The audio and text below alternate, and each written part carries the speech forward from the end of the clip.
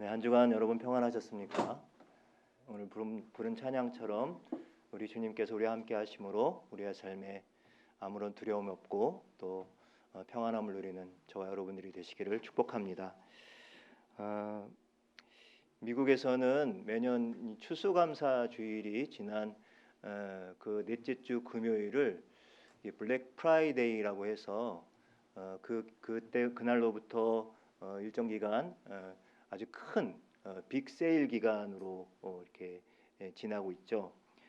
이 기간 동안에 수많은 브랜드 기업들이 자신들의 재고를 털어내기 위해서 이 값싼 가격에 여러 상품과 물건들을 내놓게 됩니다. 그러면 소비자들이 또 그 기회를 이제 사서 그래서 이제 값싸게 가성비 좋은 그리고 좋은 물건을 살 수 있는 그런 기회가 마련됩니다. 우리나라에서도 이런 빅세일 기간들이 여러 업체들에서 하는 경우들이 있죠. 얼마 전에는 어느 유명 그 메이커, 그런 명품 메이커가 가격을 인상한다 그래갖고 그래서 백화점에 많은 사람들이 몰려갔다가 이제 오픈하는 날 몰려있다 막 뛰어가는 그런 모습들이 그 TV에서 나오기도 했는데요. 그런데 2011년도인가 이 블랙 프라이데이 날에 한 의류 아웃도어, 그러니까 등산용품이나 이런 등산복 같은 것들을 파는 한 의류 아웃도어 브랜드에서 이상한 광고를 신문에 냅니다. 그 광고의 내용이 여러분 그 그림을 하나 보여주시겠어요? 예. Don't buy this jacket. 예. 이 재킷을 사지 마십시오. 이런 광고가 나옵니다. 그리고 그 밑에 덧붙이는 것은 불필요하다면, 꼭 필요하지 않다면 이 재킷을, 자신의 회사의 재킷을 사지 말라라고 하는 광고를 냅니다. 이 광고는 이 파타고니아라고 하는 의류 브랜드에서 낸 광고입니다. 이 블랙 프라이데이가 1년 중에 가장 대목 기간이거든요. 빅세일하는 중에 대목 기간이기 때문에 큰 매출을 이제 얻을 수 있는 그런 기업도 마찬가지고 소비자들도 서로 윈윈하는 그러한 기간인데 이 회사에서는 이런 광고를 냈습니다. 왜 이런 광고를 냈을까요? 이 회사는 당장의 매출이나 이윤보다는 인간과 자연에 대한 책임감을 강조하는 그것이 바로 그러한 책임감을 가져야 된다는 사명감을 가지고 이 최고의 친환경 의류를 생산하지만 그 과정 속에서 불필요한 그런 환경 피해는 줄여야 한다라고 하는 확고한 철칙, 확고한 그런 원칙을 가지고 있었습니다. 그래서 이 대목 세일 기간임에도 불구하고 불필요한 소비를 하지 말도록 이렇게 광고를 낸 것입니다. 심지어 그 후에 2년 뒤에는 이 물건들을 오래 쓰자는 취지의 프로젝트를 합니다. 그래서 낡아 빠진 옷, 오래된 옷을 오래 이제 수선해서 입도록 하는 일명 낡아 빠진 옷 프로젝트라고 하는 것을 하게 됩니다.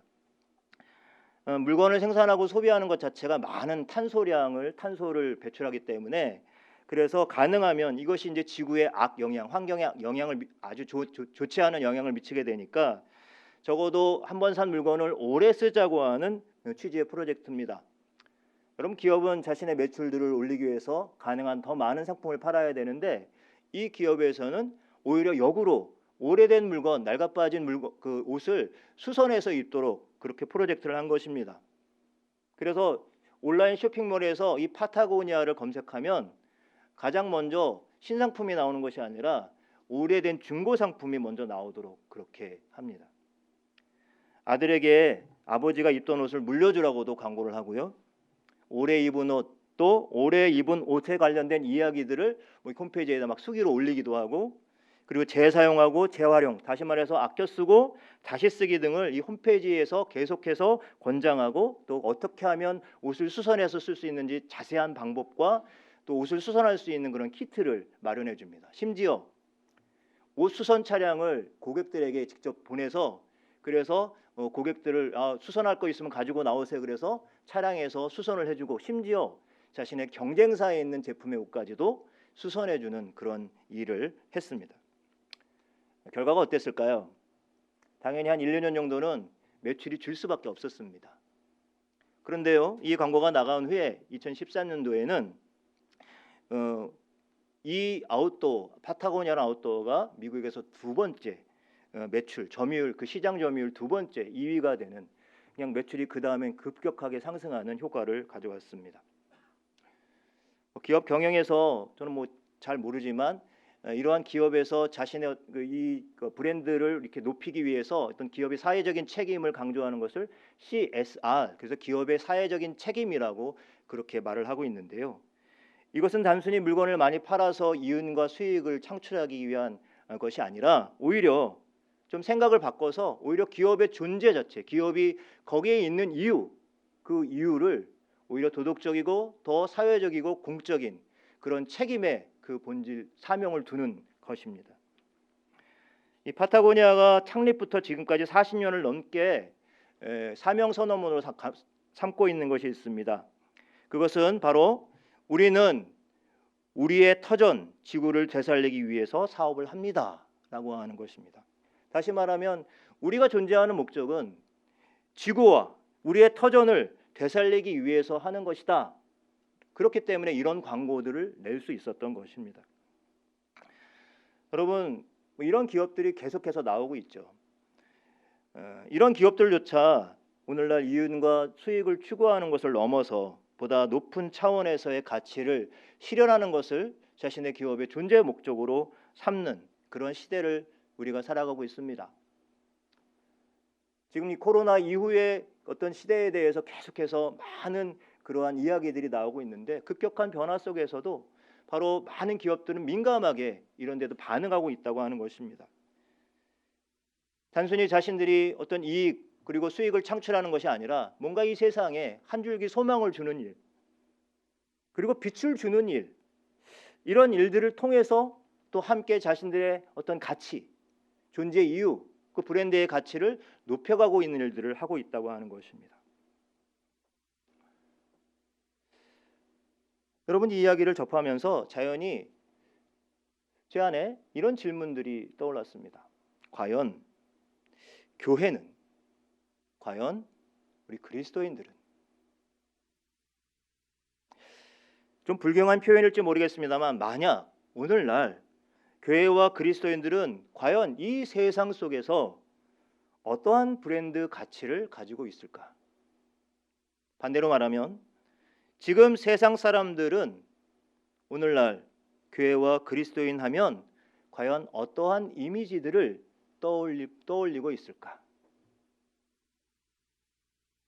앞서 소개한 한 예지만 이 파타고니아라고 하는 회사가 갖고 있었던 어떤 존재의 이유, 그 사명과 비교해 봤을 때 오늘 우리 그리스도인과 오늘날 이 땅의 교회들은 과연 어떠한 가치들을 보여주고 있을까?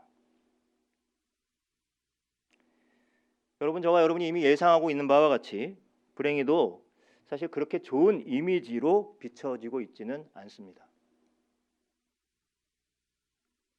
거룩함을 잃고 세속에 물든 교회와 때로 목회자들과 이 성도들의 모습이 간간히 이 미디어나 여러 가지 매체를 통해서 드러날 때마다 교회는 전도의 문이 막히고 소금과 빛으로서의 그 빛된 존재로서의 가치와 이미지들을 자꾸자꾸 이렇게 잃어가고 있습니다.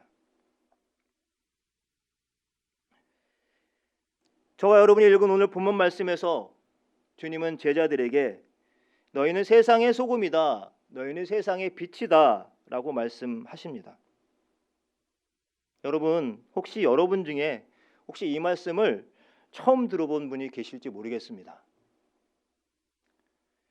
혹시 그런 분이 계실지 모르겠습니다만 적어도 이 말씀을 한 번만 들어보신 분은 거의 없을 정도로 이 본문에 주님께서 제자들에게 하신 말씀은 귀에 못이 박이도록 우리가 듣고 또 설교도 하고 했던 말씀입니다. 너무 잘하는 말씀입니다. 너무 잘하는 말씀이지만 우리는 이 본문의 말씀을 너무나도 성급하게 적용을 해서 그렇지, 제자는 세상의 소금이 되어 살아야지, 그리고 또 세상의 빛이 되어 살아야지, 소금이 되라, 빛이 되라는 주님의 명령으로 그렇게 이해하곤 합니다. 근데 여러분, 이렇게 적용하게 되면 물론 이것이 우리에게 의미 있고 좋은 일이 될 수 있습니다만 사실 오늘 이 본문에서 주님이 제자들에게 이 말씀을 하신 의도로부터는 약간 비껴나가게 됩니다. 왜냐하면 오늘 본문에는 소금이 되라, 빛이 되라 이렇게 되어 있지 않고요. 뭐라고 말씀하고 있습니까? 너희는 세상의 소금이다. 그리고 너희는 세상의 빛이다. 정확하게 선언을 하고 계시죠. 이것은 어떤 앞으로 이렇게 되라 뭐 이런 얘기가 아니라, 그런 앞으로 그런 삶을 살아라가 아니라 지금 여기 너희는 바로 세상의 소금, 빛으로 부름받았다라고 하는 그러한 선언입니다. 오늘 본문에 보시면 먼저 13절 말씀에 소금에 관련된 이야기가 나오죠. 너희는 세상의 소금이니 소금이 만일 그 맛을 잃으면 무엇으로 짜게 하리요? 후에는 아무 쓸데없어 다만 밖에 버려져 사람에게 밟힐 뿐이니라. 주님께서 제자들에게 소금에 대해서 말씀하실 때 세상의 소금, 좀 더 정확히 말하면 땅에서 나는 땅의 소금이라고 표현을 하고 계십니다. 그러면서 소금에 대해서 하시는 말씀, 소금이 무엇이다, 소금의 어떤 역할이나 때로는 뭐 조미료로 아니면 뭐 방부제로서의 그런 역할에 대한 얘기가 하는 게 말씀하시지 않고, 다만 소금의 그 짠맛을 잃어버리면 그 돌이킬 수 없다, 이렇게 말씀을 하시는 거예요. 이것은 일종의 경고의 말씀이죠. 그냥 단순히 세상에서 너희가 소금이 되어 살아가라는 말씀이 아니라 소금의 원래 이 짠맛을 잃어버리면 다시 돌이킬 수 없다라고 하는 아주 긴박한 그러한 경고의 말씀으로 주고 있는 것입니다. 다시 말하면 제자들에게 너희는 세상의 소금이다, 너희들이 소금된 존재다라고 정체성을 말해주고 있습니다. 과연 여러분, 제자들에게 이렇게 말씀하실 때 예수님은 무엇 때문에 이런 말씀을 하고 계실까요?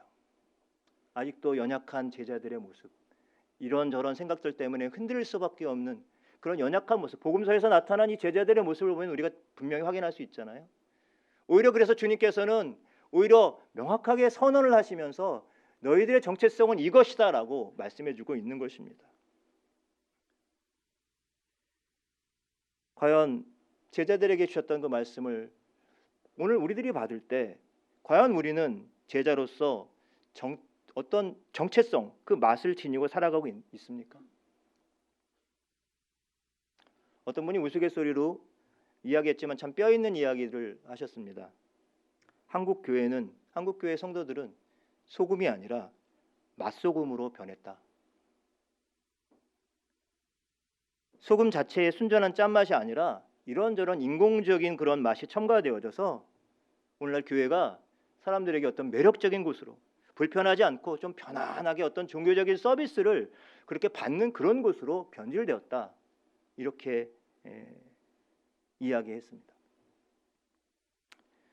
세상의 성공과 부와 명예와 안락한 삶만을 추구하는 것을 그것이 복이라고 부추기고, 공의와 정의가 없는 그냥 말랑말랑한 감정으로서의 사랑만 강조하고, 그냥 조건에 따라서 어떤 이들은 감싸 안지만 어떤 이들은 막 철저하게 배제하는 이런 모습들만 나타난다고 한다면 그것은 분명히 맛을 잃어버리고 땅에 버려지게 될 것이라는 주님의 엄중한 경고의 말씀입니다.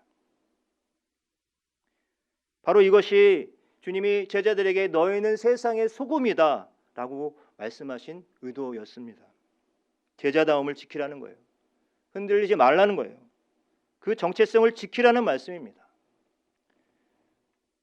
물론 이 말씀은 제자들이 그들의 어떤 제자됨, 그 소금으로서의 정체성을 지키기 어렵다, 쉽지 않다는 것을 전제로 한 말씀이겠죠. 그래서 이렇게 긴박하게 앞으로 그렇게 하면 돼라고 말씀하지 않고 지금 바로 여기 너희는 소금으로 부름받았다라고 말씀하고 있는 것입니다. 이어지는 말씀에서 주님은 비슷한 말씀을 하시는 거예요. 너희는 세상의 빛이다. 이 말도 역시 성급하게 빛이 되라거나 빛된 삶을 살아야지 명령하고 계시지 않습니다. 그냥 너희 빛이다 라고 선언합니다.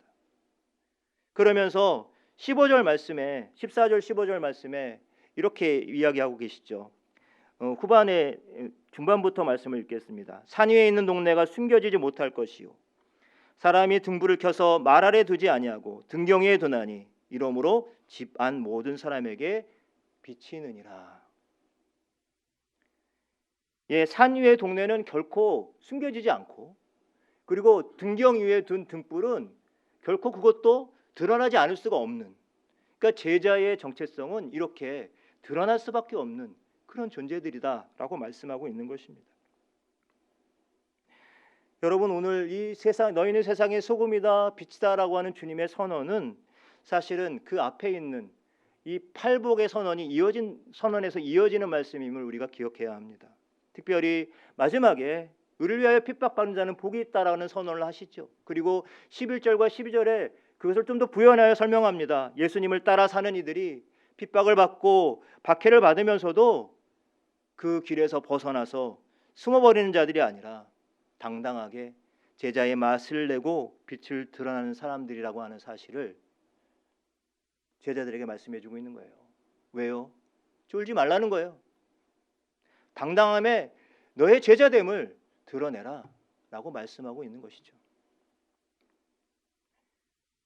유진 피터스는 이러한 주님께서 제자들에게 말씀하신 의도를 정확히 파악하고 본문을 이렇게 번역하고 있습니다. 너희가 여기 있는 이유를 말해주겠다. 너희는 소금을 쳐서 이 땅에 하나님의 맛을 드러내라고 여기 있는 것이다. 너희가 짠맛을 잃으면 사람들이 어떻게 경건의 맛을 알겠느냐. 너희가 쓸모 없어지면 결국 쓰레기통에 버려질 것이다. 이렇게 말할 수도 있다. 너희는 빛이 되어 세상에 하나님의 빛깔을 드러내라고 여기 있는 것이다. 이 말씀 중에서 좀 두드러지게 나타내는 그러한 단어가 뭘까요? 반복되는 말이 있어요. 여기 있는 것이다. 너희가 여기 있는 이유는, 오늘 우리들이 소금으로서 빛으로서 세상에 존재하는 이유는 그 이유를 강조하고 있죠. 그 이유가 어디 나옵니까? 16절 말씀에 나옵니다. 여러분 같이 한번 읽어볼까요? 16절 말씀입니다. 이같이 너희 빛이 사람 앞에 비치게 하여 그들로 너희 착한 행실을 보고 하늘에 계신 너희 아버지께 영광을 돌리게 하라. 지금 여기에서 제자로서 합당한 우리의 착한 행실을 보여주고 드러내서 하나님께 영광을 돌리게 하는 것이 바로 믿는 이들의, 또 제자들이 존재하는 이유라고 말씀하고 있습니다. 예, 물론 이게 사실 오늘 말씀대로라면 우리가 얼마나 짠맛을 드러내고 얼마나 세상에 큰 빛을 비출 수 있겠습니까? 사실 우리 스스로 소금의 맛을 낸다거나 스스로 빛을 발할 수는 없습니다. 진정한 소금과 빛으로 우리 가운데 오신 주님이 정말 우리 속에서 온전히 자리 잡고 좌정하실 때만이 비로소 우리는 그 맛을 흉내내고 그 빛을 반사해서 비출 수가 있는 것이죠. 그래서 유진 피터스는 앞에서 제가 읽어드렸습니다만 하나님의 맛을 내라고, 하나님의 빛깔을 드러내라고 너희가 여기 있는 것이다 라고 말해주고 있어요. 나의 맛이 아니라, 나의 빛깔이 아니라 하나님의 맛, 하나님의 빛깔을 드러내라고 우리가 지금 여기에, 너희가 지금 여기에 있는 것이다 라고 말해주고 있습니다. 하지만 오늘 너희는 세상의 소금, 빛과 같은 존재라는 주님의 이 가르침은 듣는 우리의 마음을 사실상 굉장히 무겁게 하고 있습니다. 왜 그렇죠? 제대로 우리가 소금으로서 살았다면, 빛으로서 살았다면 그렇겠습니까? 소금으로서 빛으로 제대로 살지 못했습니다. 세상이 이처럼 어두운 것은 바로 우리가 빛으로 제대로 살아내지 못했기 때문이고, 세상에 지금도 이렇게 불의가 가득한 것은 우리가 이 세상의 소금으로 살기를 주저하고 포기했기 때문입니다. 전에 우리 교회에 몇 번 오셨던 신약학자인 권영경 교수님이 계십니다. 이 권영경 교수님이 미국의 한 신화학자가 당시 기독교의 목회자들에게 그들의 목회자들의 어리석음을 두고 한 말을 인용하면서 이렇게 소개합니다. 짧은 구절인데요. 그냥 보여주기만 하면 될 것을 어렵게 말로 전하고 있다. 좀 제가 지금 하고 있는 일인지도 모르겠어요. 그냥 보여주면 되는데 이걸 말로 이렇게 계속 전하려고 한다는 거예요. 근데 이 말씀을 좀 곱씹어 보면 더 심각한 것은 무엇일까요? 사실 보여줄 것도 별로 없으면서 말만 하고 있는 거예요. 오늘 우리 교회와 그리스도인, 아니 저 자신의 모습이 아닌가 싶습니다.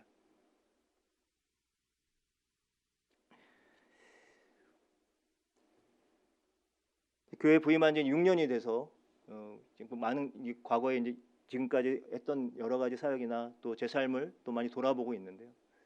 처음에 교회에 부임했을 때 제가 처음에 취임하면서 취임사를 그렇게 했던 것으로 기억이 나요. 섬기는 듯 하지 않고 섬기겠습니다. 이런 표현을 썼었어요. 근데 돌아보니 너무 많이 섬기는 듯만 한 것 같아요. 이런 설교도 했었죠. 우리가 자칫 잘못하면 높은 뜻이 아니라 높은 듯이 될 수 있다. 하나님이 주인이라고 말하지만 그렇게 선언하고 말을 하지만 실제로 그 내용은 하나님이 주인이 되지 않고 내가 주인이 되거나 무언가 다른 것들이 주인이 되고 있는 모습들이 보여진다는 것이죠.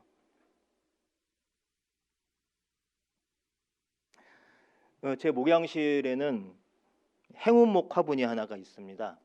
바로 제 뒤에 있는데요. 제 의자 바로 뒤쪽에 이렇게 있습니다.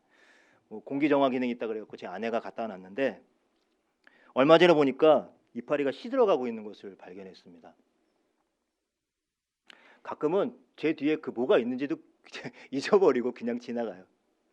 가끔 아내가 이제 문자로 여보 그 화분에 물 좀 줘 그렇게 이제 문자가 오면은 그때야 비로소 이렇게 그 물을 주고 그러는데요.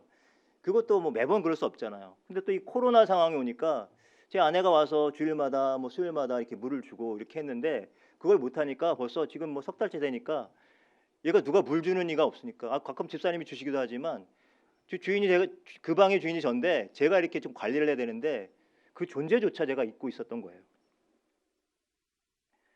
그렇게 시들어진 그 이파리를 이렇게 쳐다보면서 제가 많이 회개가 되더라고요. 이 교회가 이 자리한 곳에 이 생태와 자연 환경적인 거를 얘기하면서 생태적인 교회라고 운운하면서 제 방 안에 있는 이 작은 생명체 하나에 대해서 제가 1도 관심이 없었던 거 있죠. 지금 몇 주 사이에 지금 물을 열심히 주고 있습니다. 조금 살아났어요. 이것을 곰곰이 묵상하면서 내가 전하는 말씀, 내가 전하는 복음, 우리가 전하는 말씀과 우리가 전하는 복음이 우리의 삶에서 우리가 함께하는 사람들 가운데서 우리가 함께하는 존재들 속에서 소금의 맛을 내고 빛으로 드러날 수 없다면 그렇게 삶에서 확인되지 않는 복음은 결국 능력에 나타날 수 없고 변화도 일어나지 않는다는 사실을 하나님이 그 행운목을 통해서 저에게 말씀하시는 듯 했어요. 우리는 보통 교회는 사람 보고 다니는 것이 아니다 이런 말을 자주 하고 또 듣곤 합니다. 그렇죠? 왜 그렇습니까? 사람을 보면 실망할 것밖에 없잖아요. 늘 실망하고 또 마음 주기 힘든 일들이 자꾸만 생겨나기 때문입니다. 그러니까 사람이 뭐라 하든 그냥 어떻게든 그거 다 초월하고 오직 하나님만 바라봐. 예, 그리고 믿음 생활 잘하는 게 그게 진짜 최고야. 이렇게 말합니다. 여러분, 근데 이게 맞는 말인가요? 물론 이해는 되는 말이지만 사실은 이런 표현은 오늘 본문 말씀에 의하면 아주 성경적이지 않습니다. 비성경적이에요. 왜 그렇습니까? 주님은 말씀하셨잖아요. 제자들에게 너희의 착한 행실을 통해서 그 맛을 드러내고 그리고 그 빛을 맛을 내고 그 빛을 드러내라고 보여주라고 말씀하시거든요. 그런 의미에서 여러분 진정한 교회는 사람을 보고 다니는 교회예요. 왜냐하면 믿는 사람들을 통해서 예수 그리스도가 증거되기 때문이죠. 그들의 언어와 그들의 삶과 그들의 행실을 통해서 그리스도가 증거되어지기 때문이죠. 그것을 통해서 하나님께 영광을 올려드리기 때문이죠. 또한 진정한 신앙생활은 요즘 우리가 경험하는 바지만 바로 이 교회 공동체에서, 이 교회에서 나가면서부터 세상 가운데 우리가 살아가는 일상에서의 삶이 시작되는 것은 바로 거기서 바로 우리 신앙생활이 시작이 되는 거죠. 그래서 믿음은 우리의 일상을 통해서 증거됩니다. 우리가 살아가는 삶의 자리에서, 관계 속에서. 코로나가 계속 진행되면서 우리가 겪고 있는 이 훈련의 장이 바로 이것이에요. 예배당에 와서 예배하는 것이 좀 이렇게 불편해지고 여러 사람들이 함께 모여서 함께하는 이런 어떤 훈련이나 이런 것들이 쉽지 않은 상황에서 우리가 살아가는 일상에서 그 그리스도인의 삶을 살아가야 되는 거예요. 이게 현실로 더 아주 진하게 깊게 다가오고 있지 않습니까? 사랑하는 성도 여러분, 우리를 지금 여기에 살게 하신, 여기에 존재하게 하신 그러한 하나님의 뜻이 있습니다. 이유가 있습니다.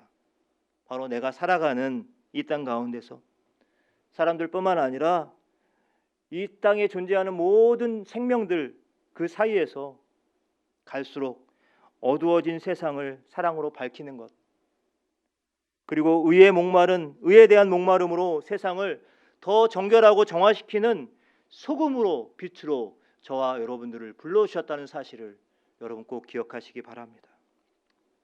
여러분, 여러분의 삶을 통해서 만나고 드러내는 복음을 전할 수 있기를 축복합니다. 여러분이 가고 서는 곳에 모든 자리에서 누군가에게 특별히 마음 상하고 또 고난 가운데 있는 사람들에게, 우리가 계속 이 코로나 상황 때문에 정말로 모든 이들이 힘겹지만 이런 상황에서 더 힘겹고 더 고난 가운데 있고 눈물과 슬픔 가운데 있는 사람들을 찾아보자고 말씀을 드렸죠. 그들을 향하여 사랑의 빛을 비추고 다가가고 우리의 선하고 착한 행실을 통해서 하나님께 영광이 되는 삶, 그래서 지금도 작은 불꽃 하나 되어서 그 세상 가운데 빛을 비출 수 있는 저와 여러분들이 되시기를 간절히 축원합니다. 기도하겠습니다.